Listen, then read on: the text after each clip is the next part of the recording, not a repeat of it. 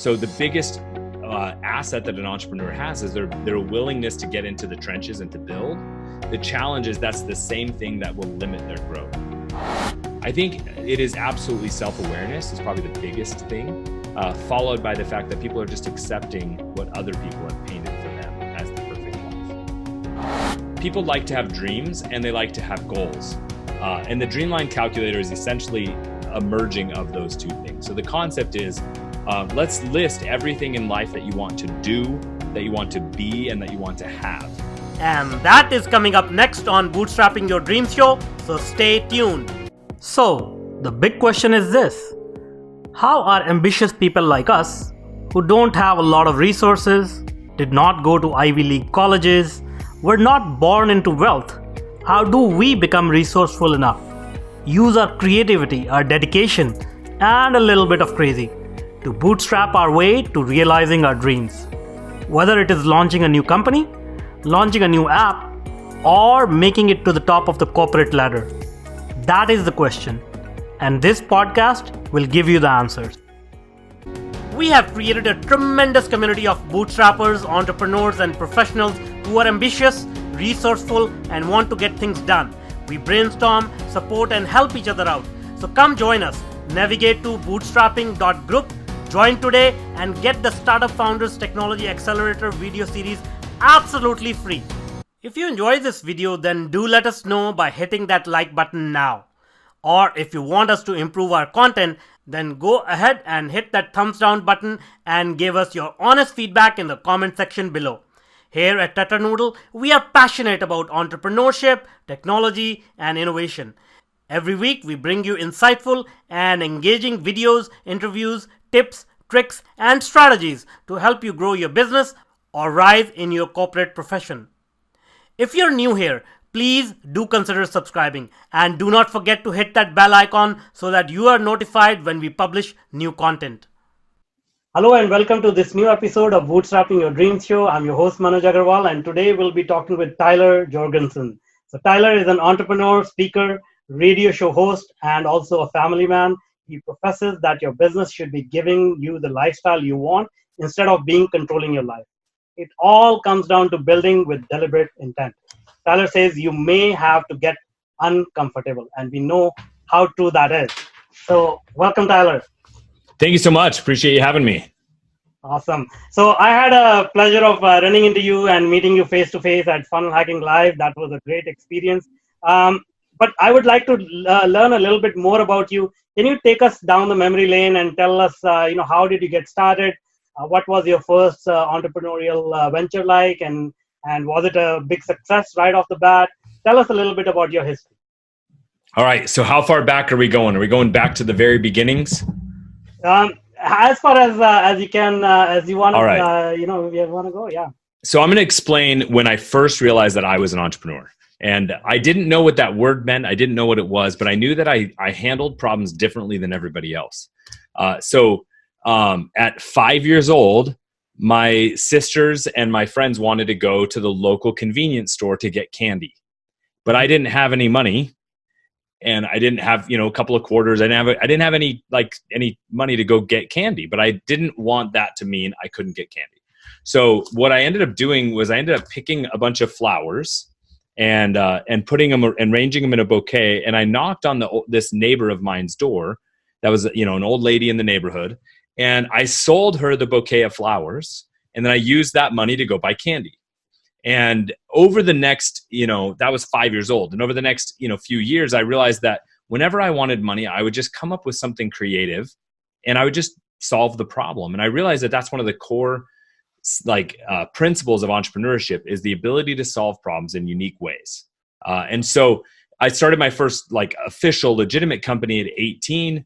I owned a restaurant by the time I was 22, and I started I was always looking for that new thing, that next thing I was going to do to build a business, because I just wasn't cut out for traditional employment. Yeah. Well, you're one of the lucky ones who knew what they wanted to do earlier on. So. Oh, no. Don't get that. Don't mix those two things up. I was able to continually solve problems. I still don't know what I want to do, and I'm okay with that. Well, even that kind of clarity is rare these days. So Sure. yeah. So tell us a little bit about what are you working on right now? Are you running one business? Are you running multiple businesses? What is going on? I am running one business that is running multiple businesses. Mhm. Let's see. Around this time last year, I sold off a few of my companies. I was doing a lot of things in physical products, so supplements and nutraceuticals, and a lot of stuff in the health and wellness space. And I sold off a block of my companies. I worked on a large e-commerce launch where we built 176 new e-commerce brands in under 9 months. And then for the last few months, I've been really focusing on my agency, which is For Sale Digital Marketing. And we do content creation as well as social media management, and then the digital strategies around building out the Shopify and the ClickFunnels accounts in the e-commerce space and really scaling e-commerce brands. So we run one company, For Sale, that helps other companies dominate their digital presence. Got it. Got it. So let's dive into your philosophy about entrepreneurship. And so one of the common things that you have seen is that businesses end up controlling entrepreneurs' lives. So can you give us a little bit more context about that? Where did you notice it? How did you notice it? Whether it happened to you, and how do you get out of this situation? So, one of the things that makes entrepreneurs so significantly amazing and so unique is that they're willing to wear multiple hats. So they'll get into a project and they'll be the marketing guy and the operations guy and the sales guy, and they'll do everything. They'll build the business and the product with all of their own resources. And that's a great way to get something started, but it is not something that is sustainable as you grow. So the biggest asset that an entrepreneur has is their willingness to get into the trenches and to build. The challenge is that's the same thing that will limit their growth. So I learned this really surprisingly young when I realized when I owned a restaurant that I didn't want to be in the day-to-day, like ordering, I didn't want to order 6 cans of olives per month. And I didn't want to be the one managing the schedule and the shifts and people's things like that. So I ended up training a girl that was only 17 years old who ended up running 90% of the business operations so that I could try to focus on larger accounts and higher level relationships. And so early on, I realized that just because the entrepreneurial spirit is what can get you building momentum right away, it can also be your Achilles heel and hold you back if you don't start trusting other people to do other roles. Now, a lot of times they're not going to do it as well as you, or a better way to say that is in the exact way that you would have wanted. But you have to give people some room to create in their own space and get things done. As long as the task is getting done, have some freedom to do it the way they want. And that gives them a little bit more empowerment than just feeling like they're, paint by numbers.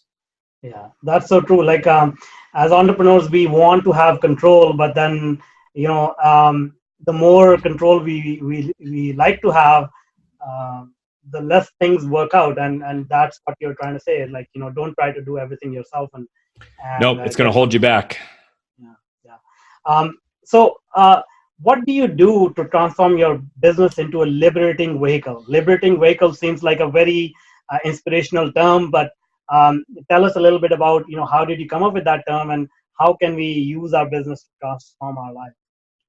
So I had built a business that required me to be super present. And this was back in 2008. The business crashed, the partnership failed, like the market exploded. It just was a rough time. And around that time, I read the book, The 4-Hour Workweek, which is still one of on my must-read list for entrepreneurs, even though it's a little bit dated now. And in it, Tim Ferriss talks about what he calls his DEAL method, or his DEAL method. And I still use this method when we approach any project. And that is definition, elimination, automation, liberation. So you have to first define what it is that you actually want and what the scope of your business and your outcome. It's the concept of beginning with the end in mind. Then the E for elimination is taking anything out of that business or out of your role that doesn't match the definition. So if you are trying to design a specific lifestyle, you say, okay, I want a business that I'm working in the business less than 10 hours a week, and the rest of it I'm working on the business, and here's what that looks like. And then you realize when you get into the building out of your org chart and the building out of your operations, you realize there's no way with that structure that you're going to be able to have the defined lifestyle. Well, then that simply means eliminate those things, delegate, make the assignments. You have to be very deliberate in saying this isn't matching the vision I wanted in the first step. Then when we get into the automation and liberation, it's simply which things can you set in an automated fashion through systems, processes, or people so that you're not having to do them on a daily basis. And then the liberation is just the realization of D. So once you've defined what you've wanted and you've gone through enough of elimination and automation, you can have the desired outcome.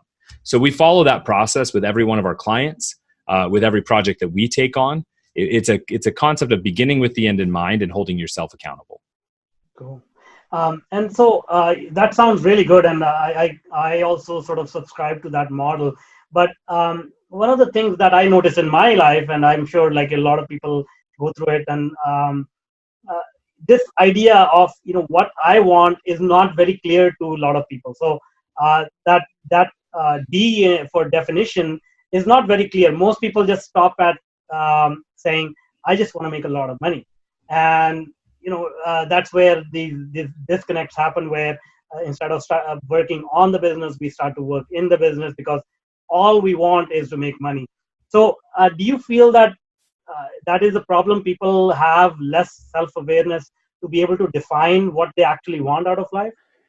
So you mentioned self-awareness, and I think that's fascinating. So I think that very few people actually do the D. I don't think that most people properly go through a definition of what their ideal lifestyle is. I think most people are doing one of two things. They're either subscribing to a lifestyle design that somebody else has created for them, or they're not creating anything at all. So they're just every day they wake up and they react. So they're just reacting to the things of the day. They're just solving the problems of the day, but with no long-term vision.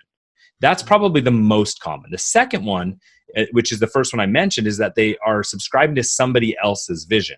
And that's the concept of, hey, you're like somebody else has a vision that to be a successful entrepreneur, you have to get up at 6 a.m. and you have to have this specific morning routine, and you have to drive this type of car, and you have to wear this type of outfit, and you have to go to these types of destinations, and you have to have this type of girlfriend, or whatever it is. Whatever that is for you, somebody has painted that picture for you. And so the first thing to really defining is to strip all that away and say, if there was no societal constructs, what would my dream be? And some people love working in the business on a daily basis. So that's okay. Build that into your life. Some people want to be retired at a young age. Like, I don't really want to retire. I just want to have a certain amount of cash flow and a certain amount of flexibility and freedom. I want time freedom because I'm a father. So everything I build in my business is to allow me to be flexible so I can be dad first. And so I think it is absolutely self-awareness is probably the biggest thing, followed by the fact that people are just accepting what other people have painted for them as the perfect life. Yeah, so true. And this all sort of comes under the mindset umbrella, which is so very important for entrepreneurs and everybody, but particularly entrepreneurs, because as entrepreneurs, we go through so many challenges every day. If we don't have that right frame of mind, and if we don't know ourselves, we can screw up really bad. So now let's talk about this Dreamline calculator. You have all these wonderful tools, wonderful terms, and I'd love to know more about it. So what is this Dreamline calculator that you have? Yeah, how funny. That's another thing that I borrowed out of the 4-Hour Workweek, but it's because I loved the concept. People like to have dreams and they like to have goals. And the Dreamline calculator is essentially a merging of those two things. So the concept is, let's list everything in life that you want to do, that you want to be, and that you want to have. Let's put a dollar cost to those things, and then let's put a timeline to them. And then let's figure out what your target daily income is to get those. So when I first did one, when I was first launching my first online business, I was like, okay, I want to learn how to sail, and I want to have this type of car, and I want to like have this much cash flow. And I kind of wrote everything out. And then I broke it down, and then it was something really like ridiculous, where I needed to make like $170 a day to do that. And when I thought about it, and that might be wrong. Let me see real quick if that's even close. It was close. So that was like just the core base amount. It was something under $300. And I was like, okay, like an online business, I should be able to make a few $100 a day. And so, what the Dreamline does is it takes your dreams and puts it on a timeline and then breaks it down to attainable goals so you can figure out exactly what you have to do to get there.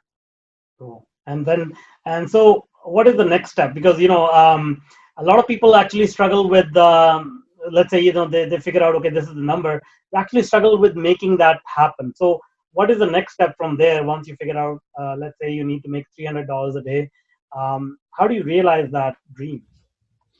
Well, this is obviously when the entrepreneurship kicks in, because there are thousands and thousands of answers to that question. There's going to be the answers that are saying, hey, you should launch an e-commerce store. There's going to be the ones that say you should launch an expert business. There's the ones that say you need to have a coaching business, or you need to start a service-based business. There's there's hundreds and thousands of answers. The question is simply like, which one do you want to do? And picking one and then sticking with it, right? Or at least sticking with it till you know it's not going to work. So I think one of the biggest challenges for people that are just getting started in entrepreneurship is that they think they have to have the long-term answer in the short term. My thing is, you got to iterate your way to that dream, to that position. So the very first thing I launched was an information product, and it didn't do anywhere near like what I wanted. But what I learned from that, I was able to apply to my very first physical product company. And then that one was able to take off. So, I mean, there's resources like the 30-day, what do they call it? The One Funnel Away Challenge, that are phenomenal, where it gives you 30 different roadmaps that you can follow. Now, I've never been a guy who struggles with coming up with ideas. In fact, I usually have too many ideas. But what I've found is, if for people that do need ideation help, they need to come up with that next business idea. I always say start with something that you already have connection to and knowledge with. So look at what Facebook groups you're active in, or what things you're already a part of, and see if there's a problem in that community where you already exist that you can solve. And that's probably the easiest way to start, but there's 100 different answers. Yeah. Well, what about some of the common things that you need either to learn or you need to be aware of, like, so operations, finances, marketing, sales? What are some of the most important things that you need to have under control to be able to become a successful entrepreneur? So again, that's a really broad question that can be a different answer based on who and where they're at. So let's assume that we're talking about someone who's getting started. I would say that out of all of the different things that you can learn as a skill at the beginning of your business, becoming a great marketer is number one. So if you are an expert in IT, or in some kind of, or in some like service that's not really like sexy or appealing, it just is kind of an information type thing, then getting really good and being great at that isn't going to make you any money if you don't know how to turn that into a marketing and really market it. So if you can learn marketing as the core skill, then you can find all of the other answers. You can hire all of the other pieces, and you can build. But if you can't bridge your expertise or your whatever it is your business is from the idea into making the market actually interested in it, none of the other pieces ever matter. And you don't have to be like an expert at Facebook ads. You just have to understand that you need Facebook ads, and then you can hire someone to do the implementation. But you have to understand what makes someone move from a cold audience into a customer, and understanding that process. That's so true. I mean, as I said earlier, attending Funnel Hacking Live for the first time really opened my eyes because I didn't have a lot of background in marketing. I was just sort of learning on whatever I could get my hands on. But that was sort of the mecca of all the big heavyweight marketers in North America, at least, and even from around the globe. And that was an eye-opening experience for sure. Absolutely. So now let's take another step now. So let's say we have taken the plunge, we have started a company, we have figured out our definition and all the other stuff. How do you acquire your first customers? Like even though we have we may have good marketing funnels, all that going, but nobody knows us. How do you acquire your first customers? So there's a lot of times where in like a physical product launch where I'll actually test the market before I invest in a ton of products. So I always use this one skateboard example that we did. So I wanted to, there was these plastic skateboards that were really popular for a few years here in the States. And I built, I was thinking about importing a pretty fair amount of them. And so but I didn't want to invest into a container load of plastic skateboards if the market didn't care about them.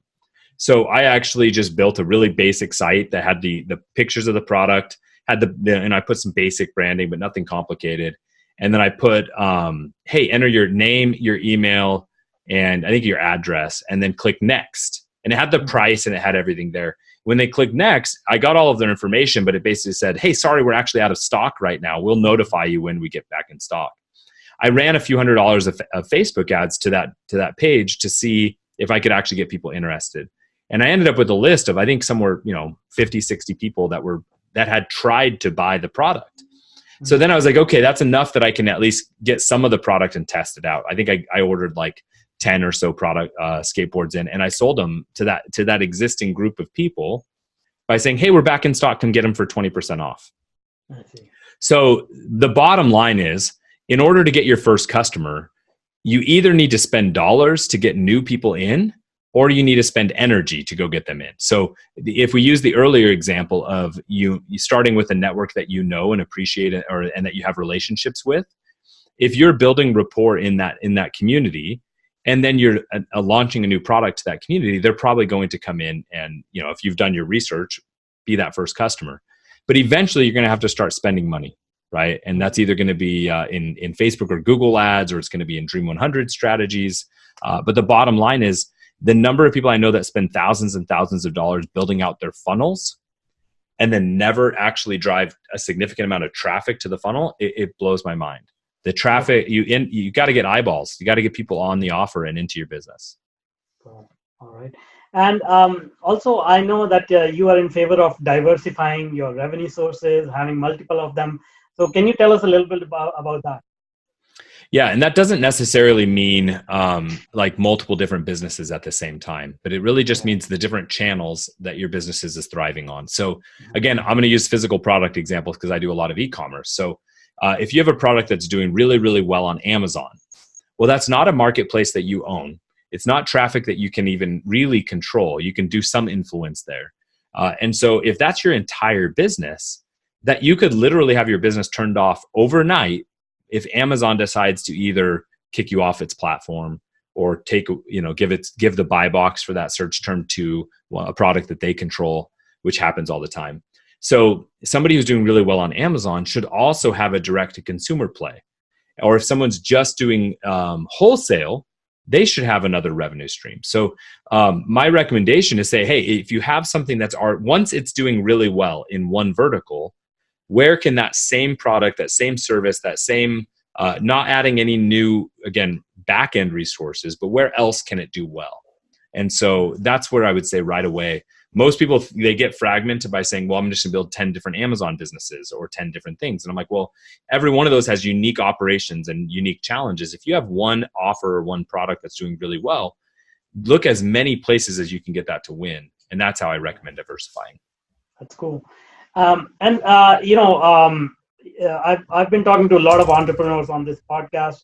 Most people are favoring digital products, but I think you have a bias towards physical products. So can you explain why do you favor physical over digital products?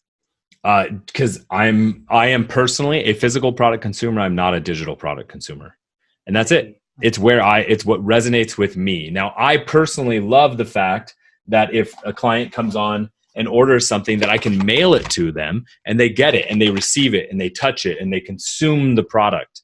So to me, that makes it more real, where an information or a digital product is a great way to get started, but harder to scale in my opinion.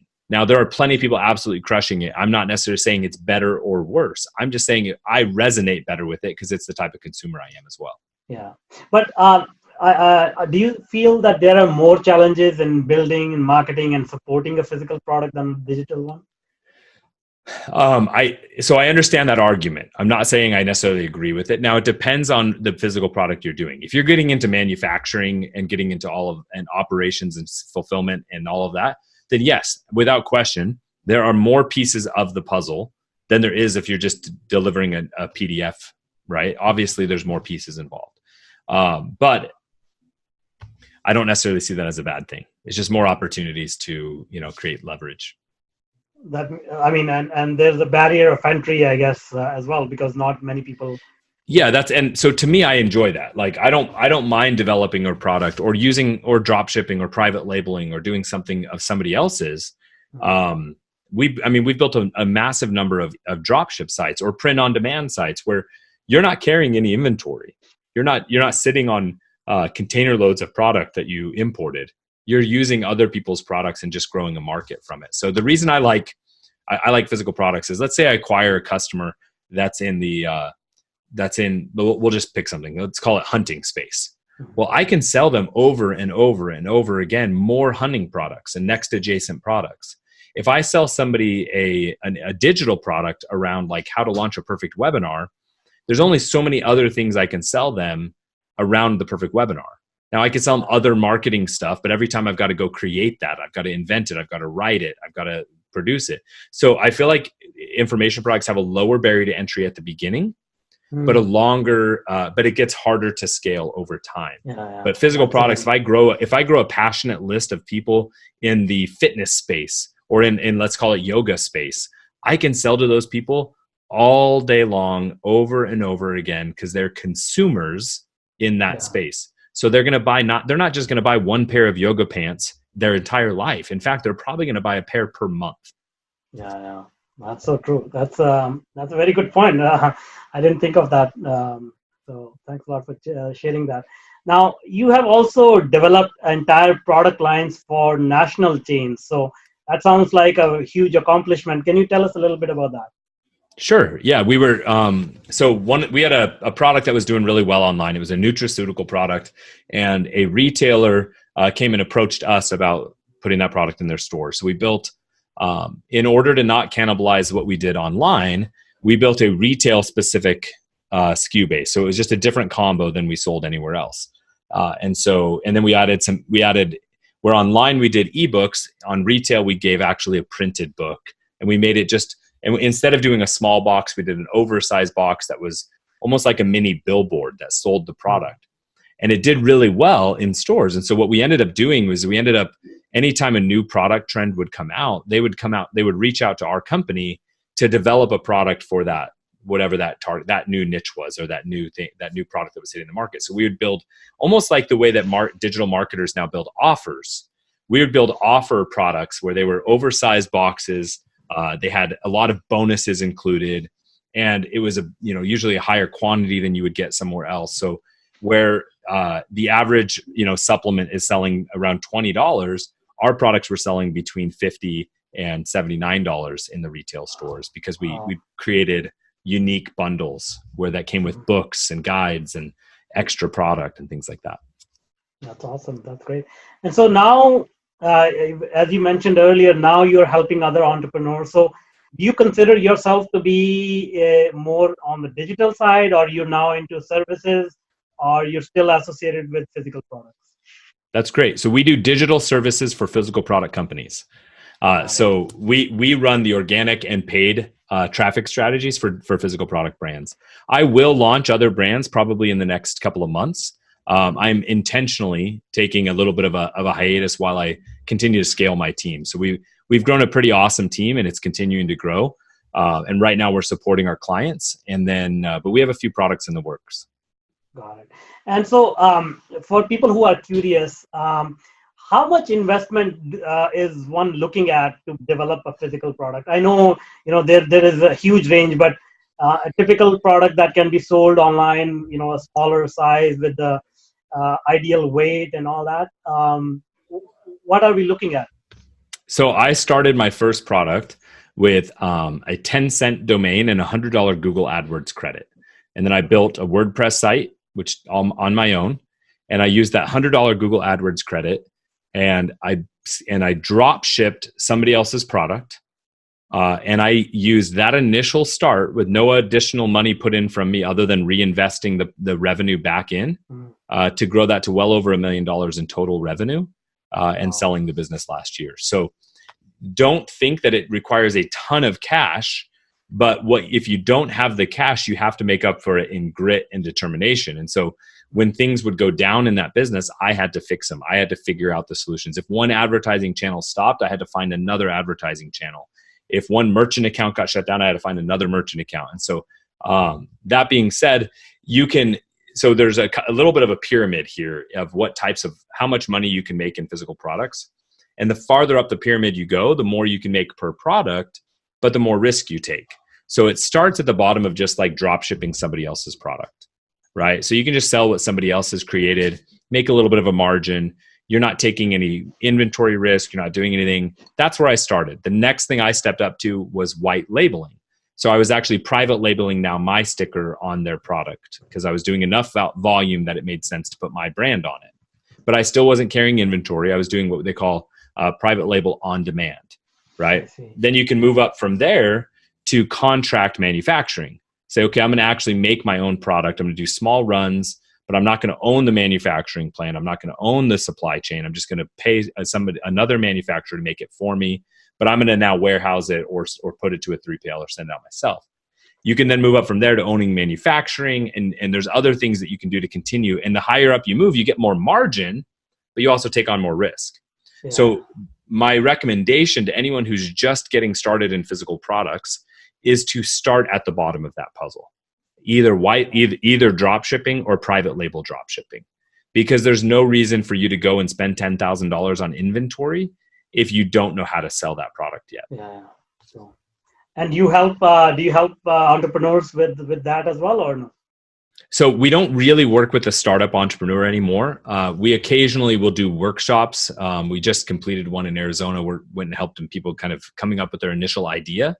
And there might be something coming out in the works down the road that's basically a digital product on how to get started. But honestly, I share most of it for free.